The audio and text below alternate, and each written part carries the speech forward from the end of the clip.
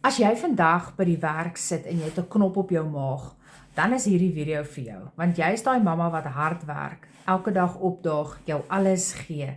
Jy waardeer daai salaris wat jy kry aan die einde van die maand, maar hier diep binne weet jy, dit is nie genoeg nie. Jy weet nie hoe gaan jy by alles uitkom nie. En jy weet, daai een inkomste stroom is nie sekuriteit nie. Ek wil vandag iets vir jou sê. En jy hoef nie jou werk te los nie. Al wat ek glo is, jy kort iets wat vir jou meer opsies gaan gee. En dit is presies wat ek begin doen het.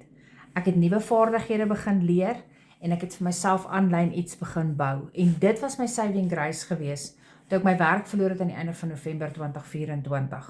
En dit is hoekom ek elke dag opdaag, en vir mamas bly sê, jy kort 'n plan B. Moenie wag totdat jy dit nodig het nie.